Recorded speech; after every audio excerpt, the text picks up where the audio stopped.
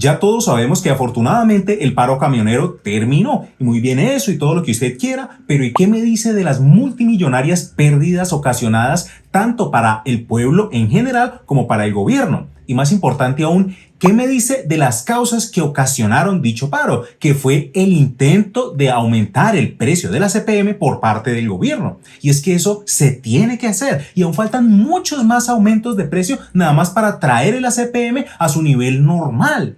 ¿Y quién sufrió las consecuencias de todo eso? ¿Y quién las seguirá sufriendo de aquí en adelante? ¿El gobierno? ¡Puf! Ni en lo más mínimo. ¿Los camioneros? Sí, en parte, obviamente ellos tuvieron sus pérdidas durante el paro, pero el que más sufre es el colombiano de a pie, los pobres como usted o como yo, que ya ni para comer nos alcanza porque la comida está por los cielos, carísima, y lo que se va a poner de ahora en adelante, Padre Santo. Por eso hoy voy a tratar de explicarle por qué es tan importante que el precio de la CPM suba mucho más de su precio actual después del paro y las inevitables consecuencias que dicho aumento de precio va a tener para los alimentos aquí en la Colombia querida.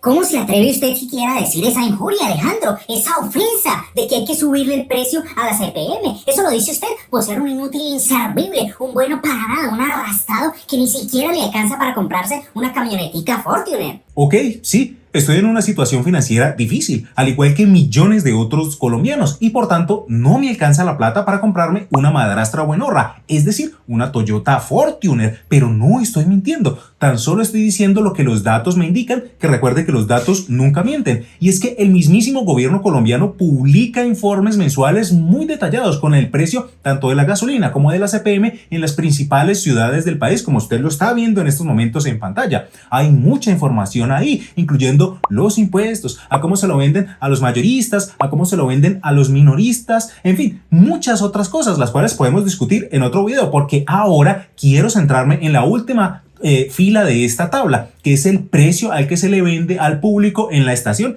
en cada una de las ciudades que ellos toman como referencia. Obviamente esto cambia de ciudad a ciudad y tampoco me he movilizado yo por todas las ciudades de Colombia para verificar estos datos, pero pues usando lo que tenemos disponible para las principales ciudades en el informe, que no son todas, sino 18 ciudades en distintas zonas del país, como se ve en pantalla, uno puede calcular un promedio de todos esos precios para darse una vaga idea del precio de los combustibles, tanto de la gasolina como de la CPM en todo el país cada mes. Y eso es justamente lo que se muestra en este gráfico actualmente en pantalla, que es la evolución histórica del precio, tanto de la gasolina como de la CPM aquí en la bella patria colombiana. E inmediatamente podemos ver un grave problema en este gráfico, y es que usted ve que desde que comienzan los datos en el 2008, el CPM y la gasolina iban a la par. La gasolina siempre un poquito más cara que la CPM, pero ambos tenían esencialmente el mismo comportamiento, es decir, si uno subía, el otro también. Si uno bajaba, el otro también. Y después del congelamiento de los precios durante la pandemia, que todos los países, incluyendo Colombia, prácticamente se vieron obligados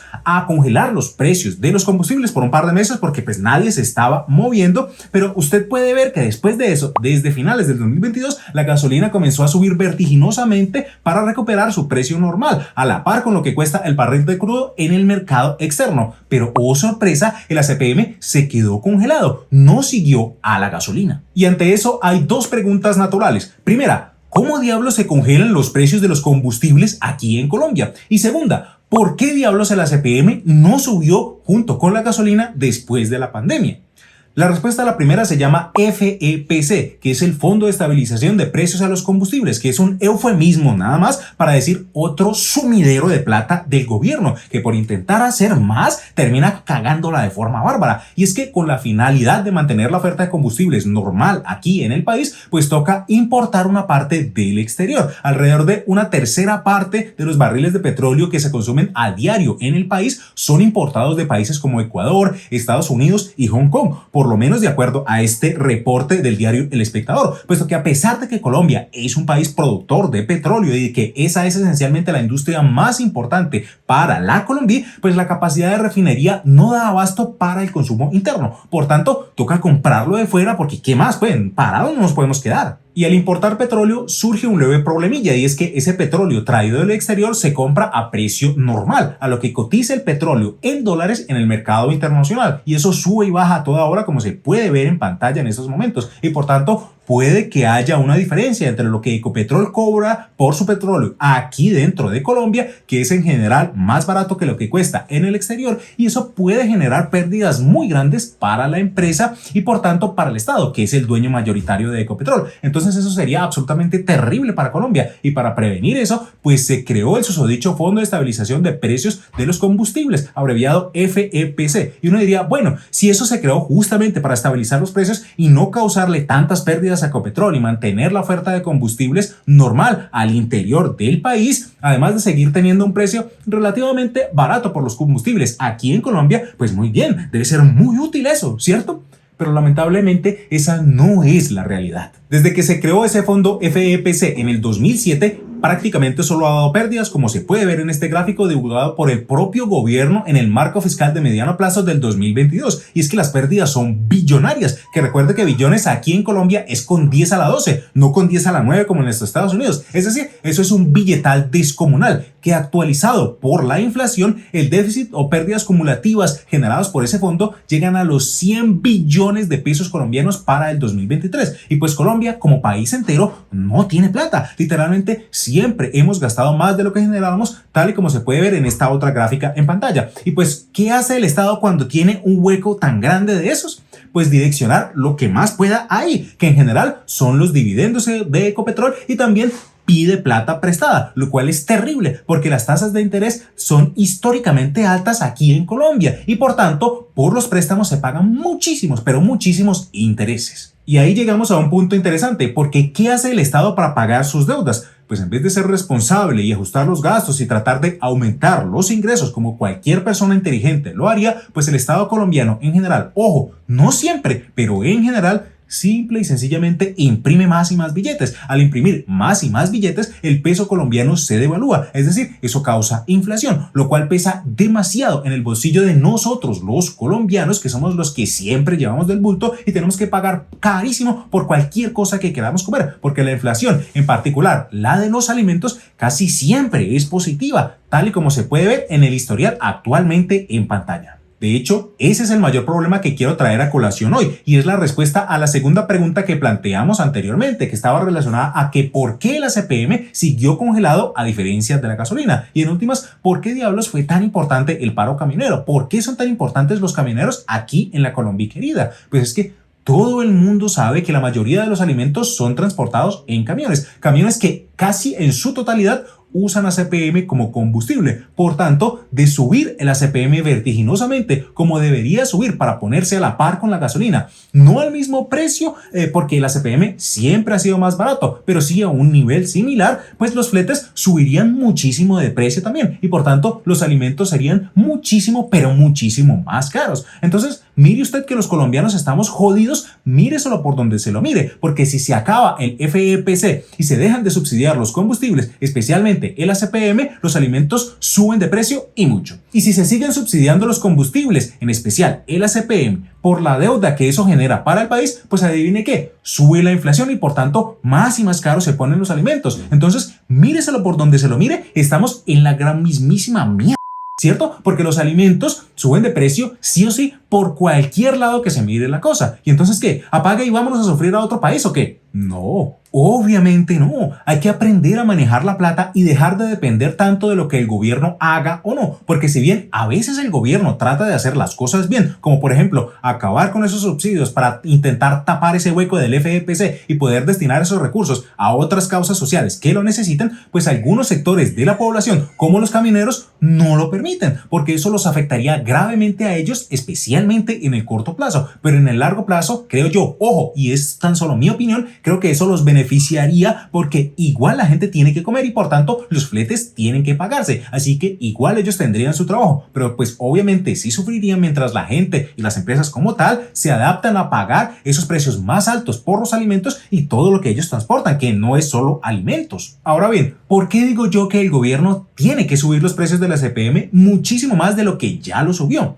Pues es justamente para dejar de tener que endeudarse y dejar de pagar tantos intereses por ese déficit de ese subsidio, Padre Santo. Eso es todo. De hecho, ¿por qué fue que se solucionó el paro camionero? Porque ambas partes se sacrificaron un poco. El gobierno sacrificó recuperar parte de ese déficit, o no realmente recuperar, sino dejar de hacerlo más grande, y pues los camioneros aceptaron un incremento de la CPM, pero más bajo. E igual, una de las cosas que quedó bien clara en el acuerdo fue que se necesitan muchas más reuniones el próximo año para seguir subiendo eso. Y todo eso, ¿qué causa? Ya sea que se termine ese subsidio del FEPC o que suba la CPM a precios más normales, pues inflación en la canasta familiar, es decir, que la comida siga subiendo y subiendo de precio. Entonces, resumiendo, le mostré que el precio histórico de los combustibles aquí en Colombia siempre ha tenido sus sube y bajas, y de que a pesar de que siempre la gasolina y la CPM se habían comportado de igual manera, desde el 2023 para acá hay una gran disparidad entre los precios de estos dos combustibles, principalmente porque el FEPC, el Fondo de Estabilización de Precios de los Combustibles aquí en Colombia, siguió congelando de forma artificial los precios de la CPM, con el fin de no afectar tanto al gremio camionero en el país, y en últimas,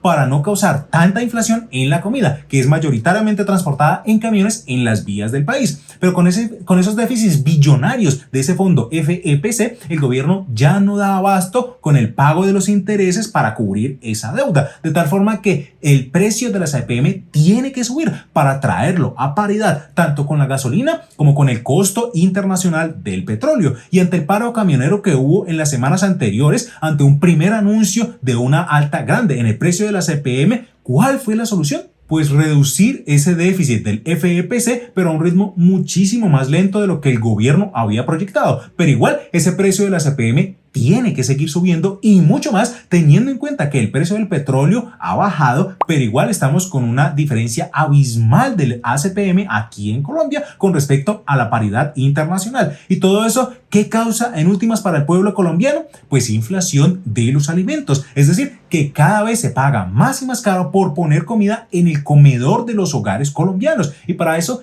¿qué solución veo yo? Justamente lo que discutí en este video que le dejo por aquí en esta tarjeta, que es simplemente educación financiera y disciplina para invertir la poca plata que quede en buenos ETFs europeos que reduzcan los impuestos que se pagan por los dividendos.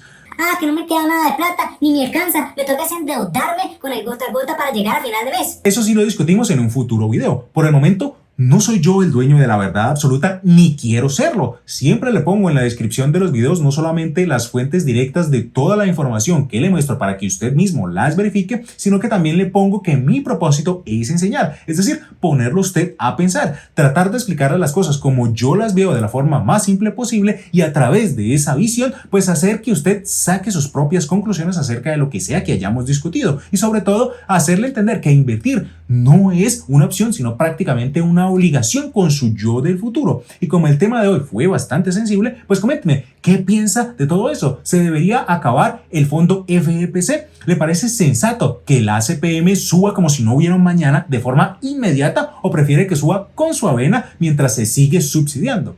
Déjenme saber su opinión en los comentarios, pero no siendo más, así se despide este fiel y humilde servidor, Alejandro Hernández Arboleda, y como siempre, que las inversiones fructíferas de largo plazo estén siempre con ustedes. Hasta luego.